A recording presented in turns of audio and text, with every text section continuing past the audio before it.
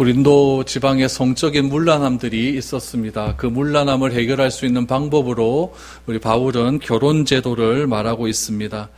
몸에 대한 당시의 생각은 금욕주의가 있었고 쾌락주의가 있다라고 말씀을 드렸습니다. 이 금욕주의자와 쾌락주의자를 향하여서 바울은 같은 기준을 적용하고 싶었던 것입니다. 그래서 바울은 결혼이라고 하는 것은 옳은 것도 아니고 틀린 것도 아니다. 선악간의 문제가 아니라고 그렇게 분명히 이야기했죠. 그래서 바울은 결혼에 대해서는 허락이며 명령은 아니다라고 강조를 하면서 어떤 것은 하나님의 명령, 예수님의 명령이다. 어떤은 바울 나 자신의 명령이다라는 것을 구분해서 바울은 고린도 교회 성도들에게 얘기를 했습니다. 오늘은 지난주에는 결혼한 사람들이 어떻게 그 생활을 유지해야 되는가라고 한다면은 오늘은 불신자와의 결혼이 있었을 때에 내 삶 가운데 신앙의 어려움이 찾아왔을 때 어떻게 해결해야 되는가, 거기에 대한 이해가 나오고, 또 한 가지는 현실의 삶 속에서 교회 안에서 우리 할례 받은 자, 또 종의 문제, 자유인의 문제, 그런 문제를 어떻게 바라봐야 되는지 바울의 권면을 한번 살펴볼 수 있기를 원합니다.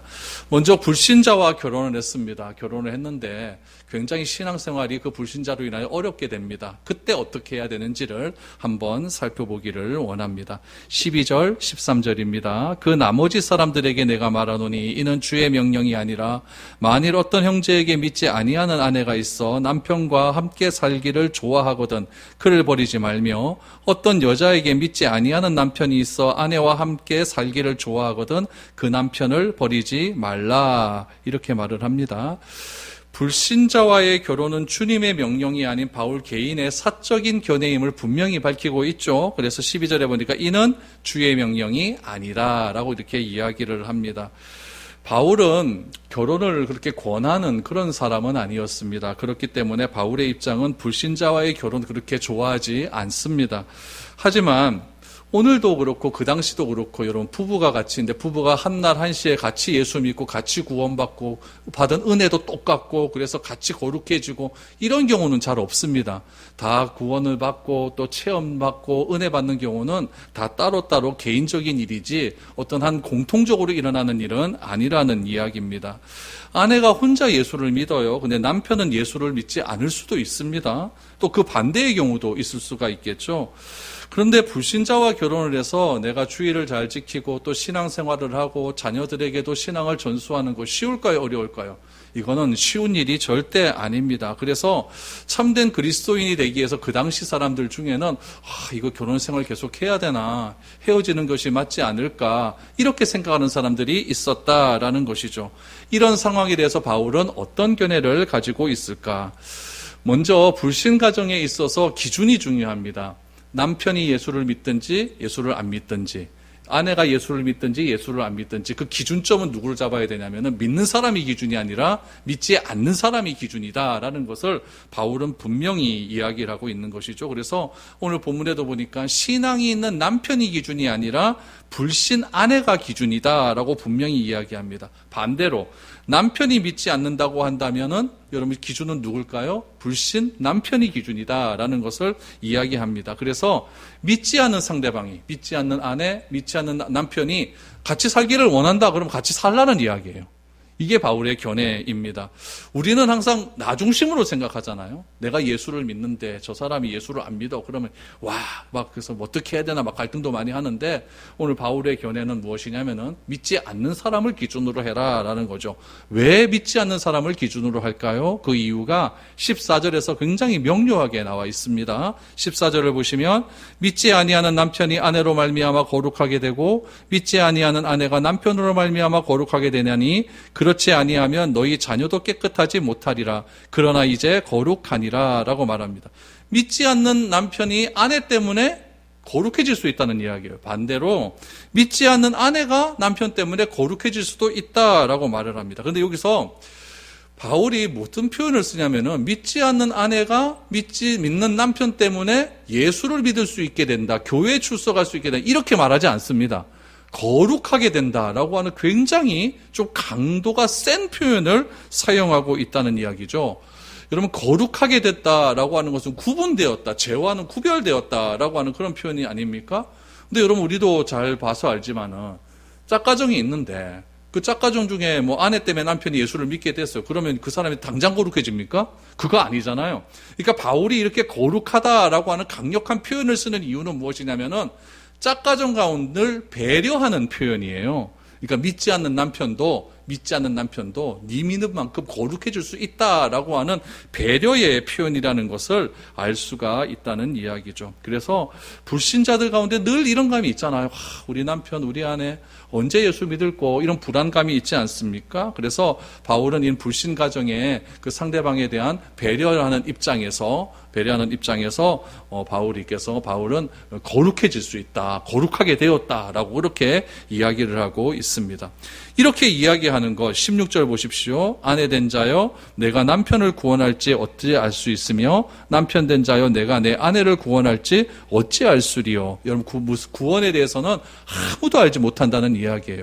내 남편이 내가 정한 시간에 그때 구원이 될지, 내 아내가 내가 계획한 그대로 될지 그건 아무도 모른다는 이야기죠. 그래서 바울은 불신 배우자가 교회 다니기 시작했다 할지라도 이들이 구원의 부르심을 받고 거룩해졌다고 확정지을 수는 없는 겁니다. 확정지을 수는 없지만 14절에 말하는 대로 거룩하게 되었다라고 하는 것은 진짜 완전히 성화되어서 완전히 예수를 잘 믿는 그런 상태가 아니라 이제 어느 정도 예수 믿는 것에 익숙해진 상태를 바울은 거룩하게 되었다라고 그렇게 표현을 하고 있는 거죠. 예를 들면 이런 거죠. 예전에는 교회 가는 것조차 반대하는 거예요. 맨날 토요일 저녁 되면 막 그냥 우리 놀러 안 가나 이러고 맨날 놀러 가자 그러고 주일만 되면 짜증내고 교회 간다고 짜증냈는데 이제는 교회 가는 거는 반대 안 한다는 이야기예요. 그것뿐만 아니라 교회 와서 자리에 앉아 있기도 한다는 이야기예요. 그것만 봐도 여러분 불신자 짝가정에서 얼마나 감사한 일입니까? 그래서 이 교회 다니고 신앙생활하는 데에서 불만을 품지 않는 상태를 바울은 거룩하게 되었다라고 이렇게 표현을 하게 되는 것이죠. 이처럼 믿는 아내를 통해서 또 믿는 남편을 통해서 불신자였던 아내와 남편이 출석을 합니다. 반대의 경우도 있었겠죠. 그런데 이런 일을 통해서 바울이 강조하는 것은 무엇이냐면은 바울은 자녀들의 거룩함을 이야기합니다. 14절 말씀을 다시 한번 보시면 하반절에 보면은 너희 자녀도 깨끗하지 못하니라 라고 말을 하고 있습니다. 짝가정에서 제일 시급한 문제는 무엇이냐면 자녀들이 예수를 안 믿는 경우입니다. 여러분 예수를 잘 믿는 가정 가운데도 예수 잘 안 믿는 그런 가정이 있는데 여러분 또 이 짝가정 가운데서 자녀들이 예수를 안 믿는다. 이거 얼마나 가슴이 아프겠습니까? 그래서 바울은 이야기를 하는 것이죠. 바울은 우리 자녀들의 거룩함을 이야기하는 거예요. 너희들이 잘 그래 예수를 믿어야 자녀들도 예수 잘 믿게 되는 것 아니냐. 그래서 자녀들에 대한 신앙에 대한 염려가 많을 수 있기 때문에 바울은 함께 신앙생활을 하게 됨을 통하여서 자녀들도 거룩하게 될 수 있는 거니까 갈라서지는 말아라 라는 것을 강조하고 있는 것이죠. 그래서 바울은 13절 말씀에 보면 우리 믿지 않는 배우자가 함께 살기를 위한 조건이 무엇이었느냐. 믿지 않는 배우자가 믿는 배우자와 함께 살기를 원하면은 계속 살아라. 이것이 바울이 불신 가정에 대한 권고였습니다. 그래서 언제 예수 믿을지 모르니까 하여튼 최선을 다해서 예수 믿을 수 있도록 그렇게 열심히 해보자. 이렇게 이야기를 했습니다. 그러면 여러분 반대로 믿지 않는 배우자가 나 너하고 못 살겠어. 결별을 원한다면 어떻게 해야 될까요? 그 이야기가 15절 말씀에 나옵니다. 혹 믿지 아니하는 자가 갈리거든 갈리게 하라. 형제나 자매나 이런 일에 구애될 것이 없느니라. 그러나 하나님은 화평 중에서 너희를 부르셨느니라 라고 말합니다. 15절은 여러분 두 가지를 먼저 생각을 하셔야 돼요. 첫 번째는 무엇이냐. 믿지 않는 배우자가 결별을 원하는 경우. 하도 상대방이 막 그냥 극성으로 예수 믿고 막 그러니까 나 더 이상 못 살겠다. 이러면 뭐라고 이야기합니까? 헤어지라는 이야기입니다. 그러니까 상대방의 바람대로 헤어지는 것이 바람직하다. 누가 헤어지자고 한 거예요? 안 믿는 사람이 헤어지자고 한 거죠. 이런 상황에 믿는 자가 구애받을 필요는 없다라고 말을 합니다. 이것은 불신 배우자와의 차이로 인해서 발생하는 상황의 얼매이기보다는 결별이 낫다라는 것이 바울의 견해이죠. 바울이 이렇게 말하는 이유는 무엇이냐면은 신앙을 어렵게 만드는 상황에 너무 휘둘리지 말라는 이야기입니다. 그러나 주의할 것은 무엇이냐면은 불신 배우자의 존재 자체가 이혼을 합리화시킬 수는 없다는 이야기예요. 내가 좋아서 결혼했잖아요. 결혼을 했는데 이 사람이 결혼하기 전에는 교회 잘 다니게 해줄게 그렇게 해놓고 하고 딱 나니까 안 가는 경우가 많지 않습니까? 그러니까 그러면 난 너하고 못 살겠다. 이렇게 하지 말라는 이야기예요. 이렇게 하지 말아라. 그래서 중요한 것은 내가 이혼을 결정하는 것이 아니라 살고 안 사는 걸 결정하는 것이 아니라 불신자, 그 사람이 결정을 하는 것이다라는 거죠. 그래서 내 신앙에 어려움이 초래되는 경우에는 그 사람이 나 너하고 막 자꾸 교회 다니고 하면 나 너하고 못 살아 그러면 알았다라고 말을 하라는 이야기죠. 그런데 중요한 것이 무엇이냐면 15절 하반절의 말씀입니다. 하나님께서 우리를 어떻게 부르셨다고요? 화평중에 부르셨다예요. 그런데 그렇게 하라 화평정에 부르셨다 그 사이에 접속사가 하나가 있어요. 그러나가 있어요. 그러나 이게 굉장히 중요합니다. 만약에 여러분 그게 그러나로 되어 있지 않고 왜냐하면으로 되어 있다고 해서 다시 한번 읽어보시기 바랍니다. 제가 왜냐하면으로 한번 읽어볼게요. 혹 믿지 아니하는 자가 갈리거든 갈리게 하라. 형제나 자매나 이런 일에 구애될 것이 없느니라. 왜냐하면 하나님은 화평 중에서 너희를 부르셨느니라. 왜냐하면으로 딱 들어가 보니까 이혼이 가능한 것 같아요? 가능하지 않는 것 같아요? 가능한 것 같죠. 왜냐하면 하나님은 화평 중에 우리를 부르셨으니까. 근데 오늘 본문에는 뭐라고 나와요? 그러나로 나와요. 그럼 다시 한번 읽어볼게요. 혹 믿지 아니하는 자가 갈리거든 갈리게 하라. 형제나 자매나 이런 일에 구애될 것이 없느니라. 그러나 하나님은 화평 중에서 너희를 부르셨느니라. 느낌이 완전히 반대의 느낌이 나지 않습니까? 그러니까 그러나가 있으니까 이거는 신중하게 생각하라는 이야기예요.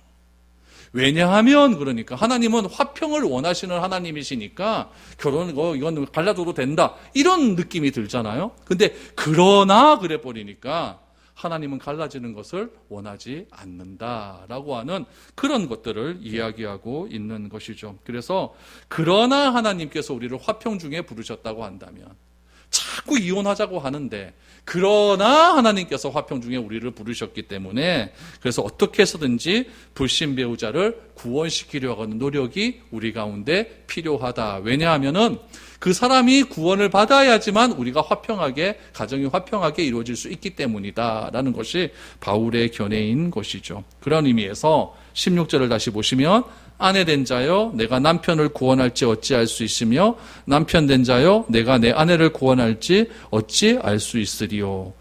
불신 배우자의 구원 가능성을 굉장히 이렇게 낙관적으로 보고 있어요. 그래서 하나님께서 언제 불신 배우자를 구원할지 잘 모르니까 섣불리 헤어지지는 말아라 라고 이렇게 이야기하는 것이죠. 그러므로 바울은 결혼을 했다고 한다면은 헤어지는 것 별로 좋은 일 아니다라는 이야기죠. 불신 배우자가 거룩해질 수가 있는데 구원 가능성을 내가 판단하는 거죠. 이 인간은 죽어도 예수 못 믿을 것 같아. 내가 판단하지 않습니까? 하도 괴롭히니까 교회를 안 다니고 맨날 술 먹고 와서 막 난리지고 이러면은 저걸 내가 어떻게 데리고 살겠노 하면서 저거 예수님 믿겠나? 내가 판단하지 말라는 이야기예요. 내가 판단하지 말라는 얘기죠. 그래서 구원의 가능성을 내가 판단해서 내가 이 사람과 내가 죽어도 못 산다 이렇게 생각하지 말고 불신자와의 결혼은 이렇게 결론을 내리면 됩니다. 불신 배우자가 내 신앙에 너무 반해가 된다면은 헤어지는 것도 고려할 수 있지만 가능하면 지속해라. 이것이 바울의 생각인 거예요. 그래서 바울은 12절에서 주님의 명령은 아니다라고 분명히 얘기하는 거죠. 성경은 하지 말라고 했는데, 그러니까 바울은 가능하면 하지 말라고 했으니까 어쩔 수 없는 경우도 있다라는 것을 전제하고 있다는 이야기죠. 그래서 이런 표현은 성도들 역시 자기 은사와 형편에 따라서 주체적인 판단을 내릴 수 있도록 결단은 본인이 내릴 수 있도록 그렇게 권면해주고 있다라는 것을 이야기하고 있습니다. 이처럼 바울은 결혼에 대한 주님의 말씀도 이야기했고 자신의 견해도 이야기합니다. 그 다음에 바울은 17절 이하에서 우리 삶 속에서 일어날 수 있는 다양한 현상들을 이야기하는데 그 삶이라고 하는 것은 교회 생활 내입니다. 교회 생활을 하면서 사람들과 사람들 사이에 갈등이 있을 수 있잖아요. 그런 갈등이 있는 상황 속에서 우리가 어떻게 해야 되는가를 바울이 이야기하는 겁니다. 그럼 왜 이런 이야기를 할까요? 고린도 교회에서 이런 일이 있다는 이야기죠. 17절 이하를 보시면 할례 문제 때문에 골치가 아팠던 것 같아요. 또 하나는 무엇이냐면은 교회에 딱 등록을 해보니까 우리 사장님이 앉아있네. 그게 또 골치 아프잖아요. 그렇죠? 그러니까 그런 문제. 그러니까 이 당시로 가보면은 종이 교회에 등록을 했는데 그 종의 주인이 교회에 딱 앉아 있는 거예요. 그럼 얼마나 불편하겠어요, 그렇죠? 집에서도 불편한데 교회 와서 또 불편하게 해야 되나가? 또 교회 와서도 주인님 이래야 되느냐? 그런 상황을 어떻게 해결해야 되느냐? 그만큼 고린도 교회에는 이런 일들이 많았다는 이야기죠. 그런 일들에 대한 바울의 권면을 한번 살펴보기를 원합니다. 여러분, 이 바울의 권면을 우리가 살펴보기 전에 우리 17절 이하의 말씀을 한번 다시 한번 좀 분해를 해서 좀 보시면 굉장히 편합니다. 17절 말씀을 보시면 여러분, 그대로 행하라 있죠? 중간쯤에 그대로 행하라 라고 하는 말이 있어요. 20절을 또 보십시오. 그대로 지내라 라는 말이 있죠? 20절에 있습니다. 또 24절을 보십시오. 그대로 하나님과 함께 거하라. 요게 중요한 거예요. 요게 중요한 거죠. 그러니까 그대로 행하라 라고 하는 말씀이 17절에도 있고 20절에도 있고 24절에도 있어요. 그런데 17절과 20절 사이에 18절과 19절은 뭐에 대한 이야기입니까? 할례에 대한 이야기예요. 그러니까 할례에 대한 이야기를 할 때 그대로 행하라라고 먼저 운을 띄우고 할례에 대한 이야기하고 결론적으로 그대로 행하라 이런 얘기예요. 또 보십시오. 21절과 23절에도 종이라고 하는 신분이 있어요. 근데 종이라고 하는 신분을 이야기할 때 20절에서 그대로 행하라 얘기하고 종에 대한 이야기를 다 한 다음에 24절에서도 그대로 행하라 이렇게 이야기하는 거예요. 그러니까 일단은 그대로 행하라가 중요한 거예요. 그대로 행하라. 어떤 상황에 처해 있든지 그대로 행하는 것이 중요하다라는 것이죠. 그러면 그 그대로 행하라를 어떻게 우리가 살펴볼 수 있을까? 이 부분들을 우리가 살펴보면은 오늘 본문에 대한 이해가 끝납니다. 바울이 제시하는 원칙은 무엇이냐면은 모든 그리스도인들은 주가 나누어 주신 대로, 불러주신 대로 불평 갖지 말라는 이야기예요. 자꾸 비교하지 말라는 이야기예요. 저 사람은 저렇게 되는데 왜 나는 요거밖에 안 되냐. 이게 비교하지 말라는 이야기예요. 그 비교하지 말라는 이야기가 17절 말씀에 보면 이렇게 설명을 합니다. 오직 주께서 각 사람에게 나눠주신 대로 하나님이 각 사람을 부르신 그대로 행하라. 내가 모든 교회에서 이와 같이 명하노라 라고 말을 합니다. 여러분, 하나님께서 고린도 교회 성도들에게 부르신 건 아닙니다. 불러서 다 이제 교회 성도가 되었죠. 근데 부르실 때 다 똑같이 부르신 게 아니에요. 여러분들이 예수 믿을 수 있었던 원인과 제가 예수를 믿었던 동기가 다르지 않습니까? 그래서 17절에 보니까 각 사람에게 나눠주신 대로 하나님이 각 사람에게 부르신 대로 그대로 행하라는 얘기예요. 어떤 사람은 병에 걸려서 죽을 고비 넘기고 예수 믿는 사람이 있어요. 어떤 사람은 태어날 때부터 예수 믿는 사람이 있어요. 그러면 태어날 때부터 예수 믿는 사람은 죽을 고비 넘기면서 예수 믿는 사람에 대해서 별로 부러울 게 없어요. 누가 부럽습니까? 죽을 고비 넘겨서 고생은 고생대로 하고 예수 믿는 사람들은 편안하게 예수를 믿은 사람에 대해서 막 좀 불만을 가질 것 아닙니까? 그런 경우가 있을 수 있다는 이야기죠. 어떤 사람은 쫄딱 망해서 예수 믿는 사람이 있고 어떤 사람은 잘 될 때 예수 믿는 사람들이 있고 이런 경우가 있다는 이야기예요. 그런 거 갖고 불평불만 갖지 말라는 이야기예요. 17절 다시 보십시오. 각 사람이 부르신 그대로 행하라. 모든 교회에게 내가 이렇게 명령하겠다라고 말을 하고 있는 것이죠. 그래서 그리스도인은 하나님께서 우리를 불러주셨을 때 삶의 상황이 여러분 차별이 있는 것이 아니라는 이야기죠. 하나님의 때에 딱 맞게 우리를 불러주셨다. 이걸 먼저 인정하고 들어가라는 이야기예요. 그러면서 그대로 행하라. 그러면서 누구를 언급하냐면은 할례자를 언급합니다. 할례자를 언급했다는 것은 유대인과 이방인의 문제가 있었다는 얘기잖아요. 어떤 문제가 있었을까요? 18절 19절 할례자로서 부르심을 받은 자가 있느냐? 무할례자가 되지 말며 무할례자로 부르심을 받은 자가 있느냐? 할례를 받지 말라. 할례 받은 것도 아무것도 아니요 할례 받지 않은 것도 아무것도 아니로되 오직 하나님의 계명을 지킬 따름이라 라고 말합니다. 여러분, 할례 문제는요 초대교회 때 굉장히 뜨거운 논란거리예요. 교회가 이스라엘이라고 하는 그 나라에 예루살렘에만 머물러 있을 때는 아무런 문제가 되지 않습니다. 왜냐하면 예루살렘에 머물러 있는 교회들은 다 유대인이니까요. 다 할례 받았으니까 문제가 아무것도 되지 않아요. 그런데 교회가 성령이 충만하고 나니까 막 스데반이 순교하고 나서 막 핍박이 오니까 다 흩어지지 않았습니까?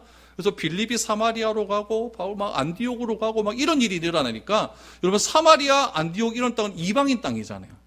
근데 이방인 땅에서 막 복음을 전하니까 이방인들도 예수를 믿어 들어오거든요. 근데 그 이방인 땅에도 유대인들이 있었는데 핍박을 피해서 도망갔던 유대인들이 있었는데 그 유대인들은 교회를 딱 개척하고 보니까 할례자니까 나 할례 받았어요. 그런데 전도자에 의해서 이방인들이 전도돼서 들어왔는데 이 사람은 할례를 안 받았거든요. 그러니까 유대인들이 이거는 하나님께서 선택한 우리들만의 교회인데 왜 저 이방인들이 들어와서 우리 교회를 좀 더럽게 만드느냐, 이런 생각을 하게 됐다는 이야기예요.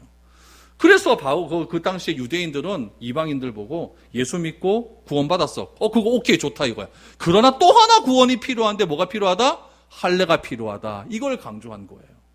그러니까 이방인들의 입장에서는 난 예수 믿고 구원받았는데 왜 또 할례 받아야 되느냐, 여기에 대해서 불만이 있고, 할례자들 유대인들은 저거 할례 안 받았으니까 진짜 하나님 아들 아니야, 아브라함의 자손 아니야, 이렇게 생각한다는 이야기죠. 그래서 그것 때문에 교회가 굉장히 어렵다는 얘기예요. 그 문제를 쓴 책이 갈라디아서 아닙니까? 그래서 고린도 교회 안에도 이방인이잖아, 이방인 땅이잖아요. 그러니까 유대인들도 있고 이방인들도 있고 할례 받은 사람도 있고 할례 받지 않은 사람도 있고, 이런 것 때문에 너무너무 갈등이 들어오게 되었어요. 더군다나 또 웃긴 건 뭐냐면은 고린도 교회를 개척한 사람들은 누구냐면 바울이에요. 바울은 유대인, 바울은 할례 받았잖아요. 할례 받은 사람이 할례 안 받은 사람들에게 복음을 전해요. 이게 또 웃긴 것 아닙니까? 그러니까 유대인들의 입장에서 이해가 안 되는 거죠. 바울, 네가 진짜 예수님을 만나고 네가 진짜 깨끗하게 이제 다시 회복을 했다고 한다면은 이제 유대인들에게 복음을 줘야 돼. 왜 이방인에게 복음을 줘? 저 더러운 이방인들이 이 거룩한 교회 안에 들어오게 하느냐. 이게 불만이었다는 이야기죠.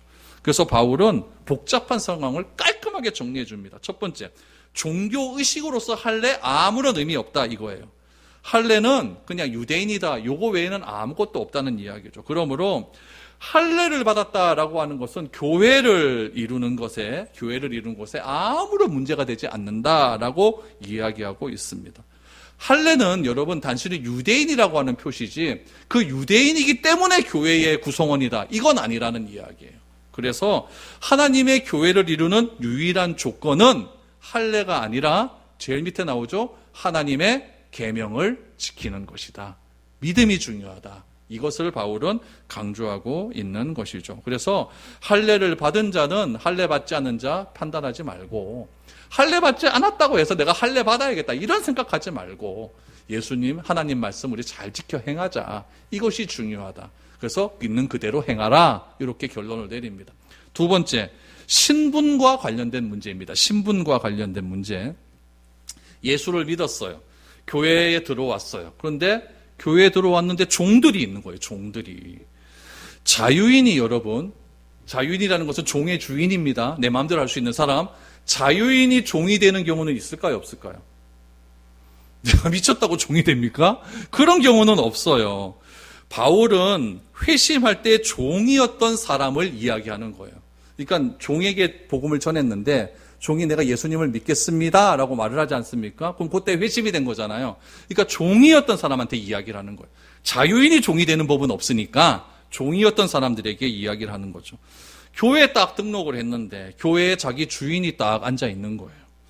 그러면 굉장히 난처해집니다.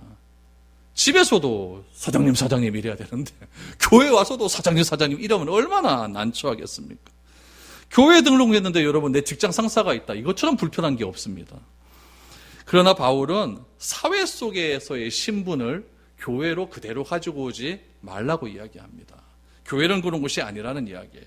21절 보십시오. 내가 종으로 있을 때에 부르심을 받았느냐? 염려하지 말아라. 그러나 내가 자유롭게 될 수 있거든 그것을 이용하라. 주 안에서 부르심을 받은 자는 종이라도 주께 속한 자유인이요, 또 그같이 자유인으로 있을 때에 부르심을 받은 자는 그리스도의 종이라 라고 말합니다. 무슨 말이냐면은 바울은 현재의 처지가 종이라고 해서 그것 때문에 염려하지 말라는 거예요. 네가 예수를 믿고 구원받았으면은 죄의 종에서 하나님의 아들이 되었기 때문에 자유인이라는 얘기예요. 영적으로 자유인이 되었기 때문에 교회에 와서 신분으로 내가 종이 되었다, 그게 너무 얽매이지 말라라고 이야기한 것이죠. 그래서 현실 속에서 자유인이라 할지라도, 또 반대로 현실 속에서 내가 자유인이라 할지라도 내가 예수를 믿었다라고 하는 건 그리스도의 종 되었다라는 거잖아요. 그러니까 너도 종이다 이거예요. 그러니까 네 밑에 있는 종 함부로 대하지 말아라, 이런 얘기예요. 그러니까 현실의 종도 예수 믿으면 자유인이고, 영적인 자유인이고, 현실에서 자유인이지만 예수 믿으면은 그리스도의 종이니까 다 피장파장 아니냐. 그러니까 다 똑같이 신분을 가지고 하나님의 아들이다라고 하는 신분으로 그대로 행하라라고 말합니다. 그래서 결론 24절에 형제들아 너희는 각각 부르심을 받은 그대로 하나님과 함께 거하라라는 거죠. 그러니까 중요한 것, 하나님은 교회에서 신분 갖고 차별하는 분이 아니라는 이야기예요. 사회에서 뭐 몇 급 높은 사람, 그러나 사회에서 낮은 직분, 이거 차별하지 않는다는 이야기죠. 낮다고 무시하는 것도 아니고 높다고 대우하는 것도 아닙니다. 그러므로 우리도 교회에 오시는 분들을 사회적인 신분을 갖고 차별하지 말아야 된다는 이야기예요. 그것 때문에 여러분 교회가 많이 혼란스러워지는 경우가 많이 있습니다. 사회적인 조건이 중요한 것이 아니라 어떤 조건에 있든지 내가 하나님 말씀에 순종한가 순종하지 않는가, 주님을 섬기는 삶의 태도가 훨씬 더 중요합니다. 여러분 이런 것들이 없었기 때문에 제가 낮에도 얘기했지만 서구 백인들이 아메리카로 들어와서 아메리카에 있는 인디안들을 마구잡이로 죽이지 않습니까? 그 이유가 무엇입니까? 우리는 신앙의 자유를 찾아왔기 때문에 우리는 신앙적으로 하나님께서 인정하는 사람이고 이것을 인정하지 않는 사람은 다 죽여도 된다라고 해서 인디안들을 그렇게 다 죽인 거예요. 그래놓고 교회 세우고 그래놓고 학교 세우고 우리는 청교도적인 정신을 가졌다. 이것이 굉장히 잘못되었다는 이야기죠. 서구의 역사 속에서 이런 경우는 굉장히 많습니다. 오늘날 우리 사회에도 이런 것들은 너무나 많다는 이야기예요. 그래서 오늘 말씀드린 이런 문제들이 그냥 단순히 이 시대의 로마에서 있었던 그런 일들뿐만 아니라 오늘 우리의 삶의 현장에서도 그대로 일어나는 그런 일들이기 때문에 이런 것들을 조심해서 우리가 있는 이 자리에서 주님과 한 몸을 이룬 교회로서의 삶을 아름답게 꾸며가는 것이 중요하다. 이것이 우리의 태도입니다. 이런 삶의 태도를 잘 가질 수 있는 우리 교회가 되어서 우리 하나님께 칭찬받을 수 있는 그런 아름다운 교회 공동체가 될 수 있기를 축복드립니다.